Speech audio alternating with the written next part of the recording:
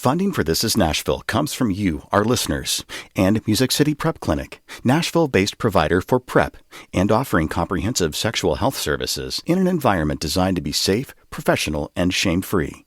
Learn more at musiccityprep.org.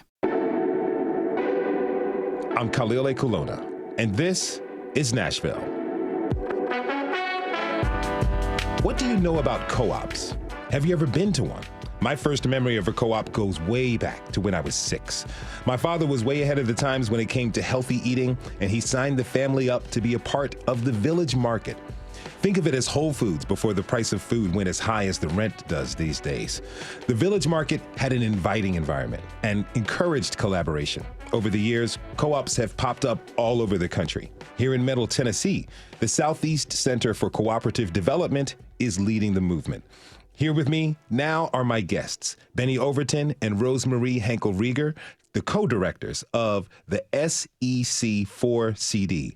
Benny, Rosemarie, thank you so much for being here. Welcome to This is Nashville. Thanks for having us. Yeah, thanks for having us. Okay, I really appreciate you both being here. Let's get an understanding of what a co-op actually is. Rosemarie, what is the proper definition of a co-op? Well, we work with worker cooperatives. So worker cooperatives are for-profit businesses that are collectively owned and democratically managed by the people who work there. So owned by everyone, managed, all the decisions are made by folks. And there's a profit-sharing model in there as well, I imagine. So, Benny, tell me, what purpose does a cooperative business serve? Serve several purposes, important purposes as well. One is to address the inequality issue. Income and wealth inequality are, I guess, effectively addressed through co-ops. From a macro level, you can say that co-ops bring about a greater power balance in the power dynamics between labor and capital. So it best refutes the position that labor is subordinate to capital. You know, and that's really at the root of a lot of the problems we have with inequality of income as well as inequality of wealth.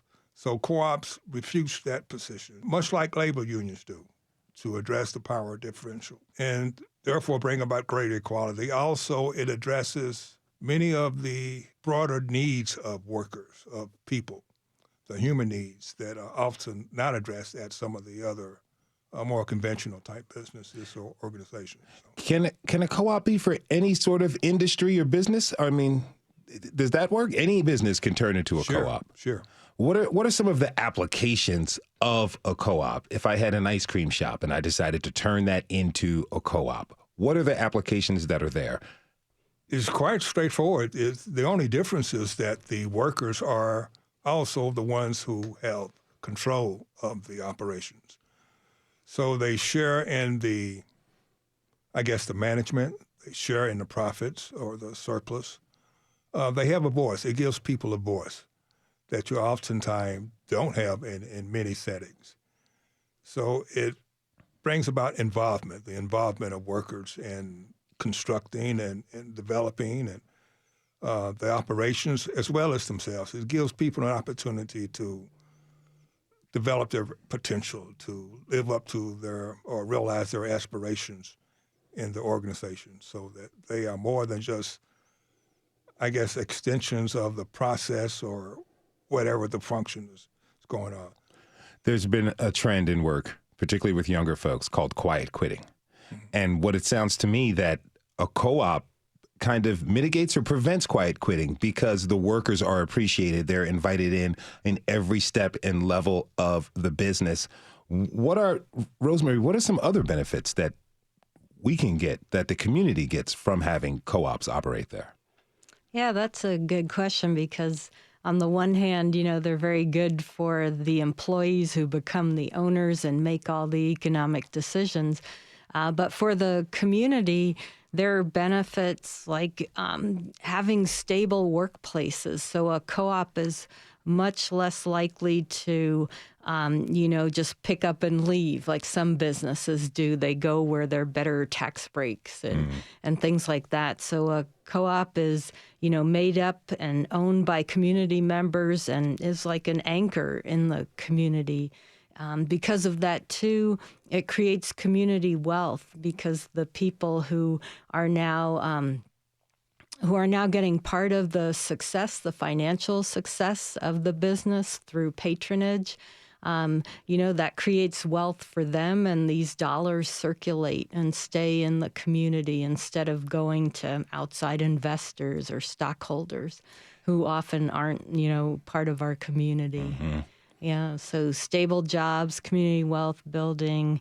A lot of co-ops, they're based on principles and values based. And so one of the principles is care for the community. And so a lot of cooperatives, think about how can some of the surplus that they create flow directly back into the community. And so a lot of co-ops have projects that benefit the community. We have like a landscaping cooperative here in Nashville, and they work with a lot of community gardens and help community gardens put in raised beds and a lot of that, like in their free time or through their profits, add to that. As I was growing up, my father also had the family involved in community gardens, and everywhere I've lived, that's been growing in popularity, particularly places that have what we call food deserts. Community gardens are helpful there. Are there any examples of popular co-ops here that folks may have heard about? Here in Nashville, we have, if you've heard of Nashville Foodscapes, that's this landscaping cooperative that is quite unique in that it does edible landscaping. So the plants that they plant bring food for people or for animals. So they have a niche there, and that's quite unique. We have a trucking cooperative. Third Eye Trucking is here in Nashville. We have Voces de Nashville. It's a Spanish language instruction cooperative. So those are some example of co-ops here. We have a bakery, plant forward or vegan bakery and cafe in Memphis called Lulu's. An IT co-op in Dyersburg, bookstore co-op in Johnson City. So it's growing. Across the state. Quite a few of the names you mentioned have been former guests on the show. But Benny, I have a question for you. What's the difference between a co-op like REI and a worker-owned co-op?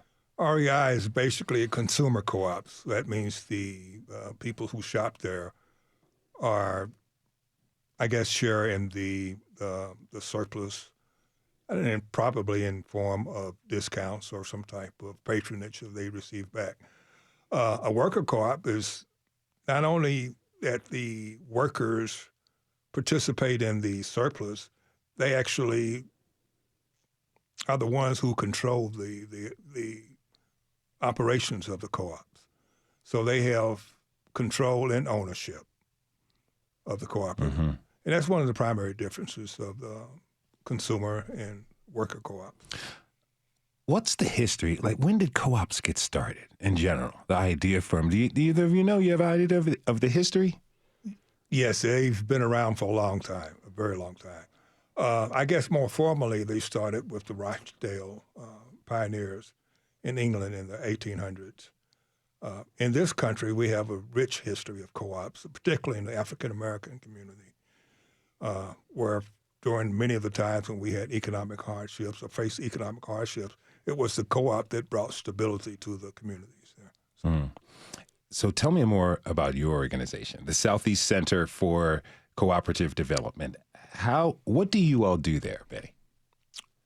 Everything from education to create awareness of the co-ops, to create awareness to the people in the community that there are an alternative to the way we've been doing things. And basically to, I guess, allow people to see that the world that they envision, or a better world, is something that we have the power to actually create. And co-ops is I guess, one of the ways in which we can do that. It's an avenue to that. Rosemarie, how did the Southeast Center for Cooperative Development, how did you all get started? Yeah, that's a good question. I moved to Nashville in 2016, and before coming here, I had heard about the work that Benny and others had been doing. They brought together, it was over 200 people, right, at a conference here in Nashville, labor leaders, faith leaders, community folks came together to talk about different ways of shaping the economy and how to give the workers, the employees, the people that actually create value in the economy, give them more power. So I had heard about that and was excited that when I came here, I got to meet Benny, and we decided in 2018 to start a nonprofit called the Southeast Center for Cooperative Development, and we've been offering educational events like a 10-week academy since then. So we do about 2 academies every year, and right now we have about I'd say about 55 participants all across Tennessee, several people from outside of Tennessee attending. And so we do that in a hybrid format. We have some people in person, some on Zoom.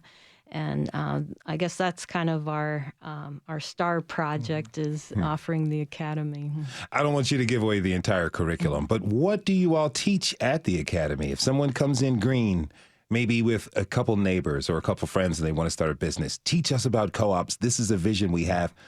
How are you all bringing them along in the process? Yeah, it's good you mentioned that, some people coming together and wanting to know, because that is the foundation of a cooperative. You need to be 3 people or more to be a worker cooperative. So that's one of the things we ask folks who want to come to the academy, is that they come with at least one other team member working on the same business idea. And we take them in 10 weeks, we take them through, first thinking about their mission and vision, what's their business going to be about.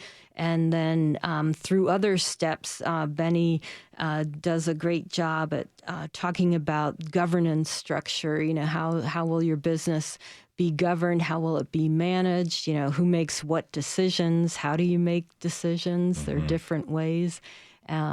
We also help folks think about their business in terms of a business model canvas. A lot of business schools use that to look at different sectors that businesses are made up of. And we talk about the legal aspects. We bring in outside speakers to talk about, marketing and what you need to consider when starting a business. So it's pretty comprehensive. Oh, yeah. So do you all offer membership? Someone goes through the 10-week program, they go out to start their co-op. Do you mentor baby co-ops as they're growing? Yeah, we offer technical support and ongoing support, and as well as financing. So that, we're very much involved in the ongoing operations and hopefully the growth of co-ops. Do you have any success stories? We have some that I think are quite successful, and they're still young. They're still growing. Lulu's is one that comes to mind. Vosa's of Nashville is one.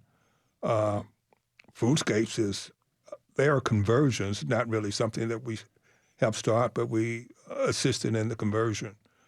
Third Eye is one that is still determined and working toward stronger growth. You mentioned conversion as a term. What is that necessarily?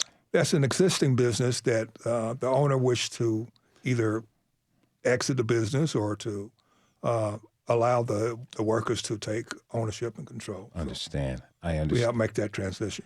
Your organization is more than just the both of you. You may have started it, but so how do cooperative principles show up at the SEC 4CD? Well, it's something that we teach as well as something we try to practice. Because what we're trying to do basically is create a culture that's it's a lot different from what people are typically accustomed to, one of collaboration and cooperation and working together, rather than the individualistic approach that a lot of us mythically try to emulate.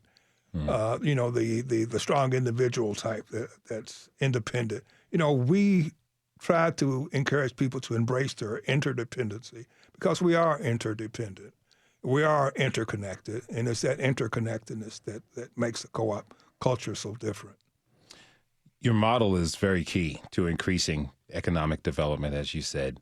What's the status of economic development here in Tennessee? Where are we at? Where do we stack against the rest of the country?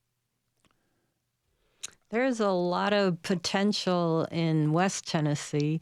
So we've just recently started our 10-week academy in the Brownsville, Mason, Stanton area. It's part or close to the new Blue Oval City site. So this is where Ford Motor Company is building $5.8 billion manufacturing city, I guess. So they'll be building EV trucks there. And this is like in the middle of nowhere. The city is popping up, and there are projections that 27,000 jobs will eventually come here to this area. And so there's great economic potential there. And by offering our 10-week academy, we hope to bring to the people of this area, a new model. Like, you don't have to do business as usual. And as community members, they can take charge of economic development in that way. I want to get more to Blue Oval City and what's happening down there later on in the show. But right now, let's take a short break. When we come back, we'll continue our discussion about co-ops and learn why my guests, Benny Overton and Rosemarie Henkel-Rieger, are helping to lead the movement here in Tennessee. Stay with us. We'll be right back.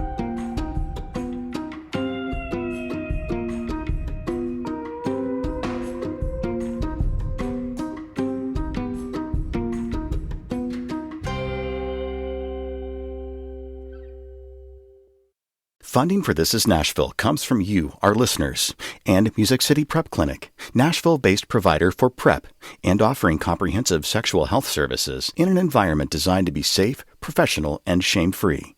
Learn more at musiccityprep.org. I'm Khalil Ekulona, and this is Nashville. Today, we're talking about cooperative development and how co-ops can bring economic benefits to individuals and communities that have long been underserved. Now, before the break, we learned about what a co-op is, how the principles of co-ops can be shared with the community, and what happened at the Southeast Center for Cooperative Development. My guests are the co-directors of the SEC4CD, Rosemarie Henkel-Rieger and Benny Overton. Now let's learn why both of them are doing what they do. Again, thanks to both of you for being here. Really appreciate it. So tell me, why did you get into this work? Rosemarie, what drew you to the cooperative model? Well, I'd been a worker myself for many years in the biotech industry and as a teacher. And then I got involved in community organizing, community engagement, worker rights advocacy, and realized that a lot of this work is fight back. And I really wanted to fight forward, wanted to be a part of creating something new and creating a new economy, because the economy, it works very well for very few people. It works really well for very few people. And for the rest of us, the proverbial 99%, you could say, it's not going so well. And so, how can we start building something new in the shell of the old? And I think, worker cooperatives are the way to go, where, like I said before, the people who create value in our economy, are the owners and managers. You said something really interesting. You said you wanted to fight forward rather than fight back. Talk to me about that phrase and the philosophy behind it. Yeah, it's not something I came up with, and I don't know who to give credit to for that, but I think it is time that we think about, what other ways are there to shape the economy. And our current form, capitalism, a lot of people think there is no alternative. I think that was Margaret Thatcher, right? Tina, there is no alternative. But that's not true, right? We've had different economies over the span of humanity. And one of our favorite economists, Dr. Jessica Gordon-Emhart, calls the cooperative economy the first economy because it does. You asked about the history before, and humans have cooperated ever since we've been around. Like it goes far back, and like one of the early examples are the irrigation systems, like in Mesopotamia, that were collectively created, made, and then also collectively managed. And so cooperation, is part of humanity. That's how we interact. And so it's a natural part. So that's why, Dr. Gordon-Emhart calling it the first economy, I think is very good and right on point. Benny, how'd you come to this work? It's a couple of things, actually. One was my concern about the growing inequality that we have. This nation is probably one of the most, has the highest level of inequality of any industrialized nation on earth. And it's just getting worse, the inequality of wealth and the inequality of income. That was one of the driving points. And the other is, I guess, my experience with self-directed work groups. I had an opportunity at a Ford facility here in town to actually develop work groups throughout the facility. At the time, we had about 1,200 employees. Ford was going to shut it down because of performance concerns. It's actually something that came about due to pricing pressures that they exerted on the facility. We made automotive glass windshields, and we were selling them at relatively low prices to Ford. They were showing the profits, we were showing the losses. But because of operating concerns, we petitioned Ford to give the workers greater voice and involvement rather than rely on the punitive approach that management often rely on. So we formed self-directed work groups, and it was the transformation that I saw in many of the workers. Many of the workers who have been labeled problematic, they were some of the most engaged and most involved and most committed workers there at the facility, which led me to realize that a lot of the issue was the fact that they had input, they had ideas, they had a willingness to I guess, contribute, but they were never allowed. It was never encouraged. The Fred Taylor approach was the approach that management was steeped in at the time. Fred Taylor, explain that to me. He's the father of scientific management. He came around, he was an engineer actually at the turn of the century, early 1900s, late 1800s, during the Industrial Revolution, who basically, through engineering, advocated command and control, who said that the only need that the management or the company needs to be concerned with is economic needs of the workers. So pay them, bring them in, tell them what to do, and their job is to not to take initiative, but to do what they're told and do it quickly. And that was the management approach, basically. But what I've seen through the self-directed work groups was what happens when you allow the initiative of workers to be unleashed. And when you channel those initiatives into, I guess, the involvement of their own innovation and creativity and their willingness to achieve. And that really led me to want to explore that model more, and that led me to co-ops.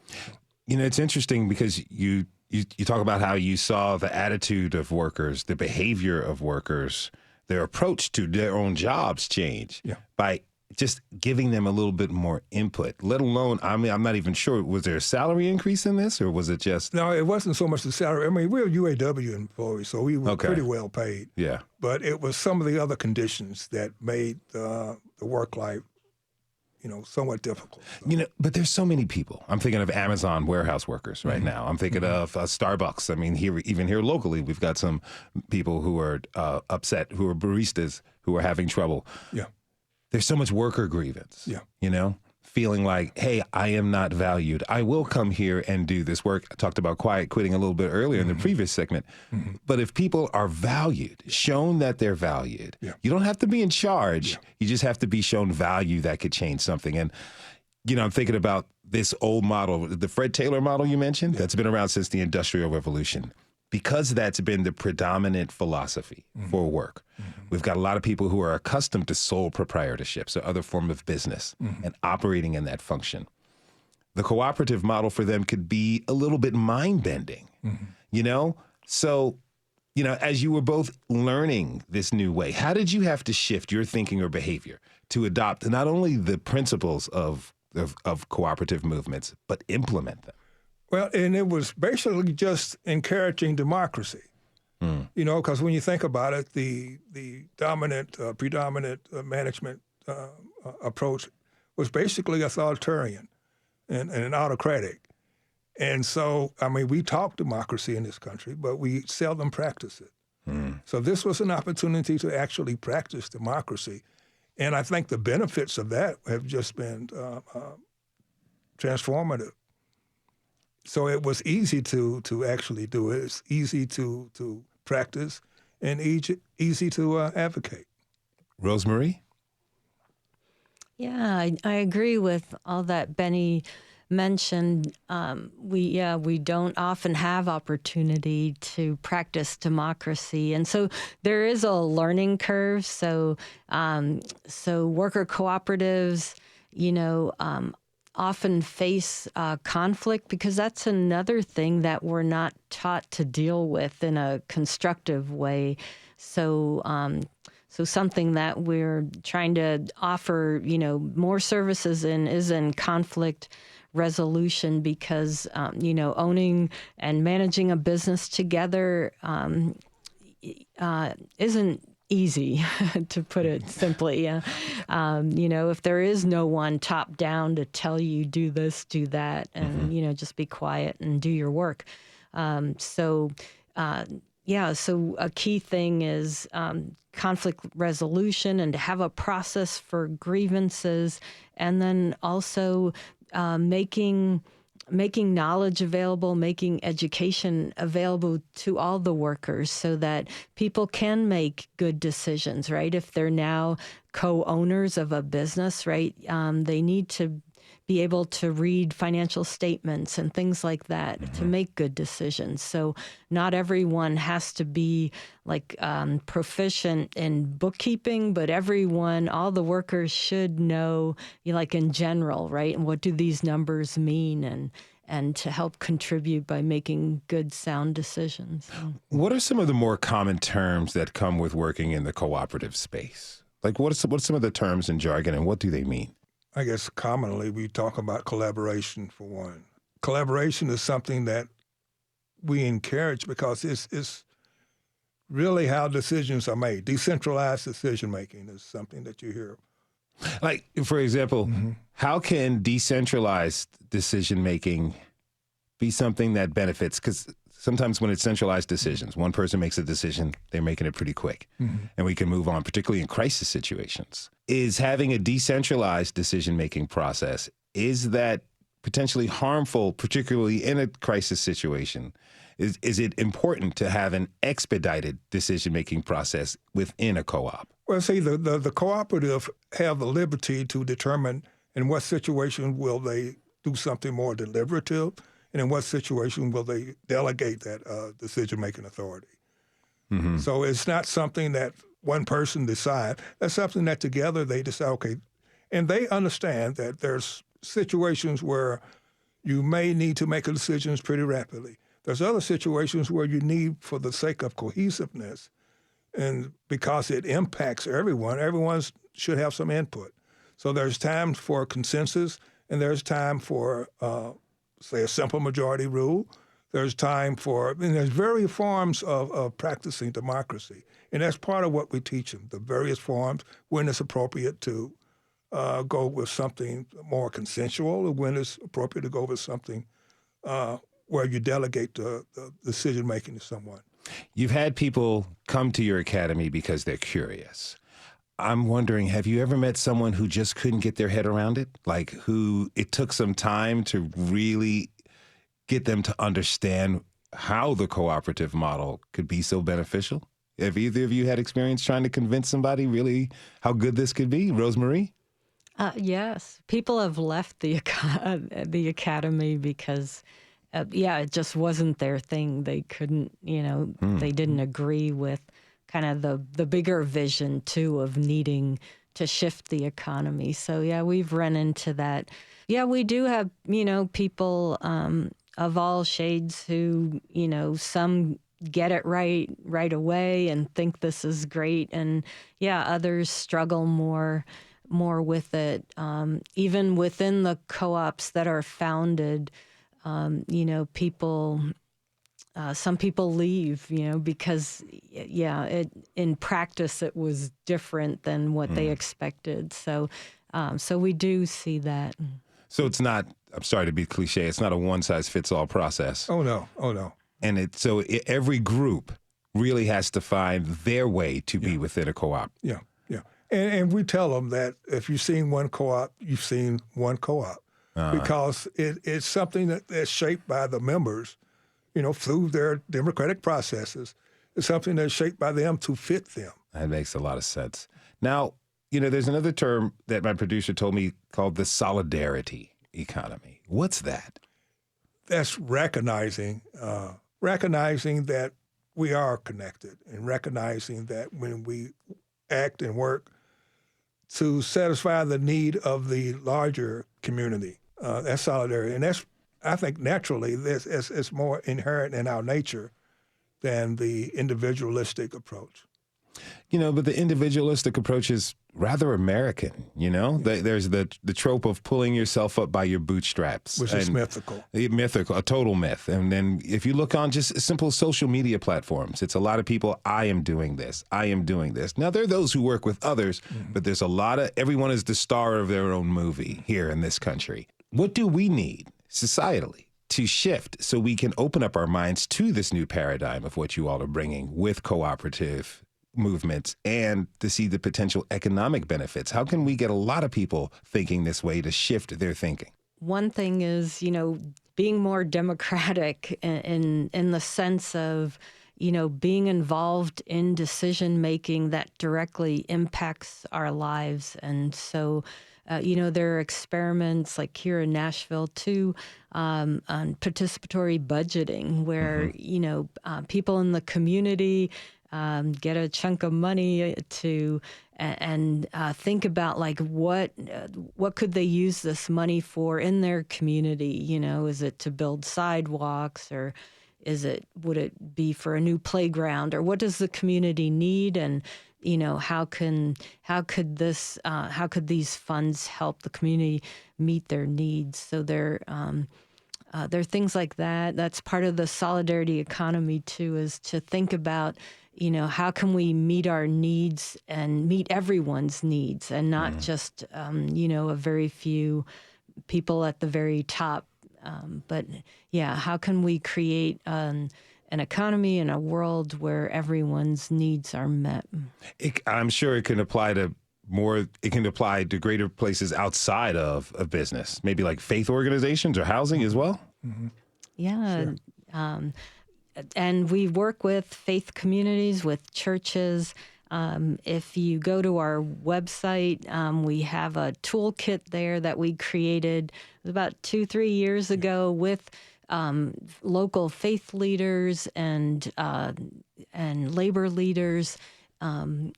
Together, we thought about what could we put together for people of faith to become more engaged and more interested in shaping the economy and becoming more interested in worker cooperatives. So we have a toolkit for that.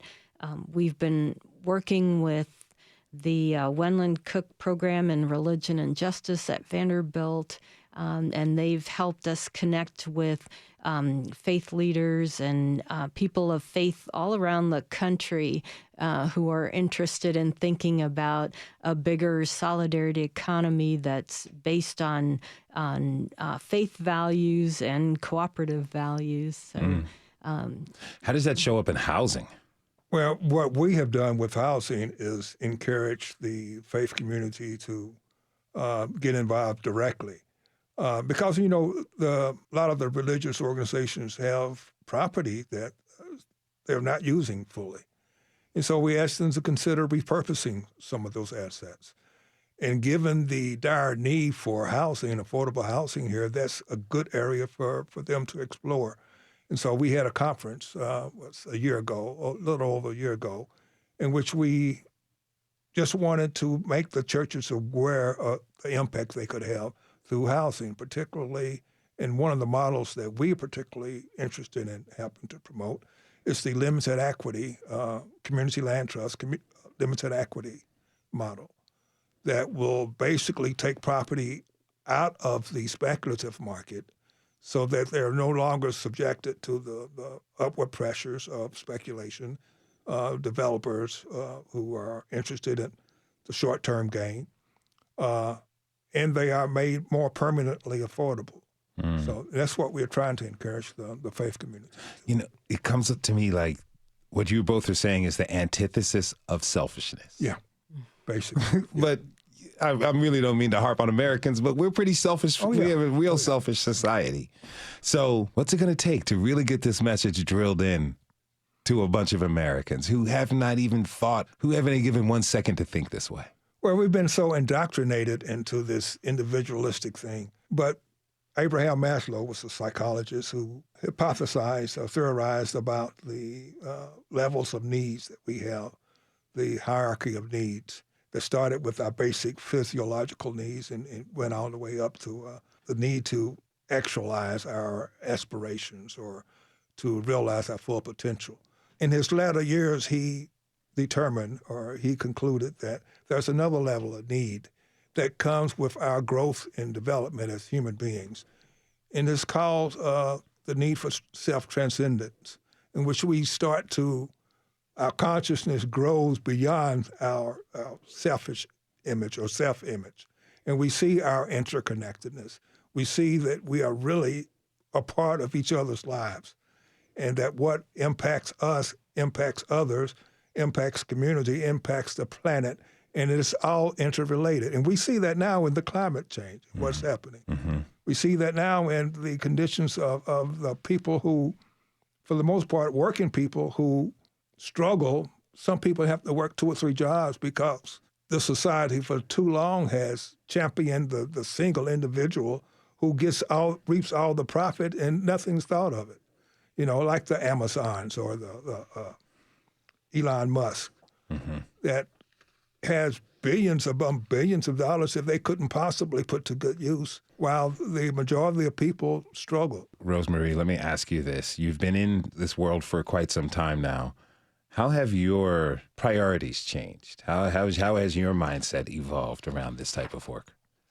Yeah, it's been quite a shift myself because, I'm part of this too and been indoctrinated, was a worker and didn't see myself as, ever gaining any kind of ownership or decision-making power in the workplace. So it's been a slow shift, working with unions, like Benny mentioned before, has been helpful to see that, if workers get together, there is power, right? Because a lot of what workers do, right, people, manufacturing or meeting our needs depends on people working. So people withholding their work power, is quite powerful. So being able to be a part of that and experience that has certainly helped. And then to go the next step of becoming, worker owners and shifting the narrative that way, Yeah, it has been an interesting journey, and I'm still on making the road. I hear that. We have to take a short break. When we come back, we'll talk about co-ops here in Tennessee, specifically about what's going on down in the new Blue Oval City. You can join the conversation by tweeting us at This Is Nashville. We'll be right back.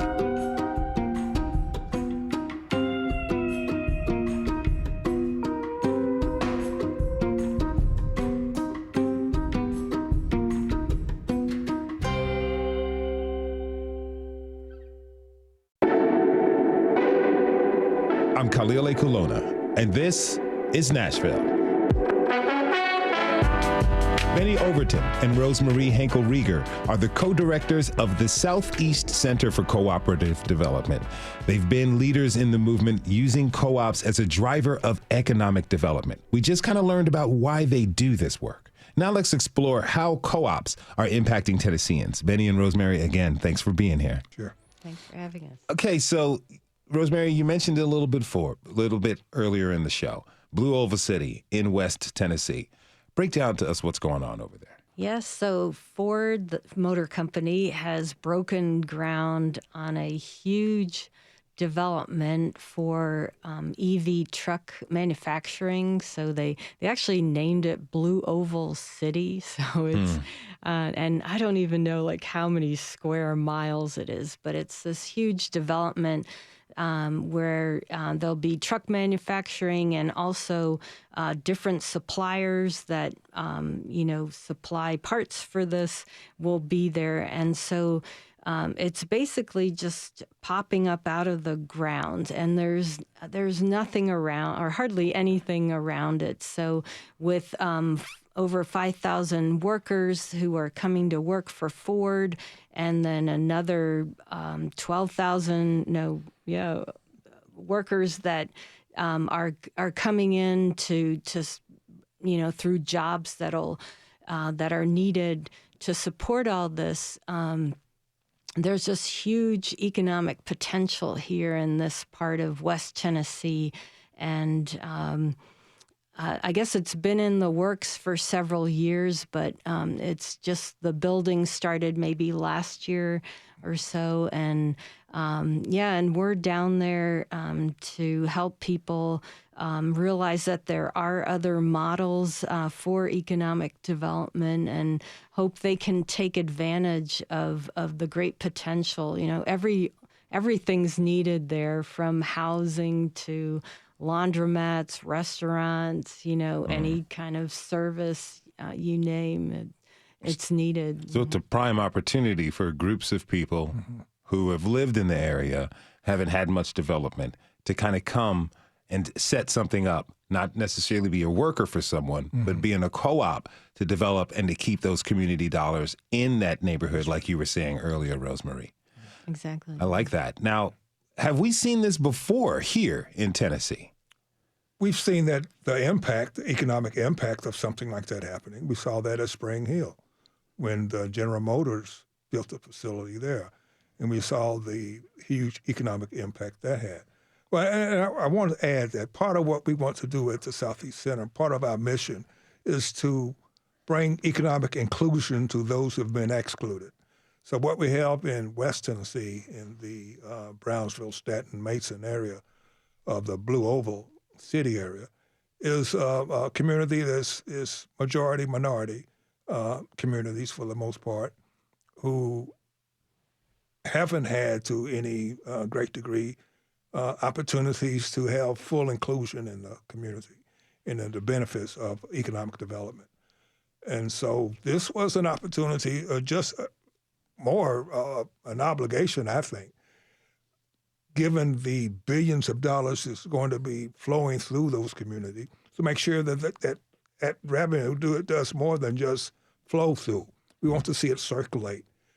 And that's how the people of the community benefit, by having that money circulate and uplift lives, not just the ones who work for Ford or some of the suppliers, but for the community in general. And when I was younger, activists, I grew up in the suburbs of Baltimore, activists would talk about how the optimum thing is for the dollar to circulate within the community 20 times before it leaves. That's right. Sounds like what you all are doing helps that.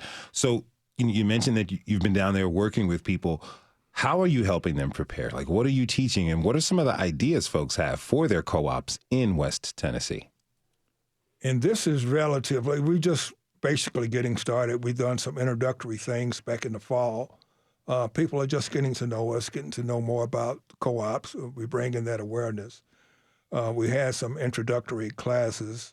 And now we're actually working with those who are the more or less early adopters to show them just what type of businesses, or a lot of them come with business ideas. Mm-hmm. I think what's new to them is the collective nature of the co-ops, so that they can have more of a, I guess, be more community-minded and be more aware of the impact that they could have on the community, rather than just someone trying to become the next Bill Gates. I mean, that's not what we're doing. Question for you. Paint me a picture of Tennessee in 15 years. Where do you think we will be? And also, where would you like us to be as far as economic development, particularly for those who've been underserved for so long? I think, what I'd like to see is that, of course, there are more worker cooperatives, that the model spreads, and that, our work helps to initiate that. And that there are worker cooperatives in many different sectors all across Tennessee. One thing that we try and do in our model is create ecosystems of cooperatives. So it's not just a co-op here and a co-op there, but that we think about, what how businesses can support each other. So, for example, if you had a bookkeeping cooperative, all the other co-ops need bookkeeping services. So there's a way to interact with each other. Perhaps maybe even in a circular fashion, that we can help create a kind of circular economy where the refuse of products that are being made can be used by another co-op. We have a great example of friends in North Carolina who do that in a circular fashion in the textile industry and upholstery. Mm-hmm. So that's a vision we have, that it can be, bigger, and that like Benny mentioned, the interconnectedness, that we think about creating new businesses in this interconnected and kind of ecosystem fashion. Mm-hmm. So that's what I'd like to see in 15 years or sooner. Yeah, a lot sooner, I imagine. Benny, what's your vision for the next 15 years? It's very similar. Much greater, I guess, acceptance and embrace of cooperative living, collaboration, I guess sharing, openly sharing, rather than selfishly hoarding. I would love to see us make some real progress toward, I guess, eliminating inequality of opportunities, inequality of income and wealth. I think one of the things that we're doing is trying to encourage an approach to business and finances that is more non-extractive, so that more people have an opportunity. Those who are at a position of disadvantage, and here I'm talking about those who maybe don't have the wealth, don't have the generational wealth, don't have the credit ratings that it takes to actually go out here and start businesses. And that's part of the approach that we're taking, what we call non-extractive financing, so that we could help those without regards to the money they have or their credit ratings or anything else. It's based strictly on the potential that their business proposal has. So that way it gives more people an opportunity. So I hope for a greater opportunity for all. And I hope that in the process, people learn to be more democratic and to embrace democracy. And, I was alarmed at what I'm seeing in this country, period. It's that people are more tolerant, seem to be tolerant of perhaps autocracy and a dictatorship. I've actually heard in South newscasts of people being interviewed who felt that a dictator might be okay. That's unreal. I understand. I agree with you how unreal and how mind-blowing that is. I think that's a little bit of laziness. People are so frustrated. They're so distraught. They just want someone to control things just so they can get up, go to work, and to do their own thing. Yeah, and be mindless. Yeah. And I'm hoping that the yearning for real democracy grows. That's what I hope to see in the next 15 years. Well, you both are planting the model for real democracy to show up in the workplace. I want to thank my guests, Rosemarie Henkel-Rieger and Benny Overton. They're the co-directors of the Southeast Center for Cooperative Development. Thank you again for being here, and thank you for the work that you do. Really appreciate it. Thank you. Thanks for having us. And thanks to you for tuning in this hour. This is Nashville is a production of Nashville Public Radio. Today's episode was produced, directed, and recorded by Magnolia McKay. She's a triple threat, y'all. The masterminds behind our theme music are Laurent and Namir Blade. You can listen back at thisisnashville.org or wherever you get your podcasts. And the conversation doesn't end here. Tweet us at This Is Nashville. Find us on Instagram and tell us what you want from our show by filling out our quick survey online. This is Nashville. I'm Khalil Ekalona. We'll see you tomorrow, everybody. And be good to each other.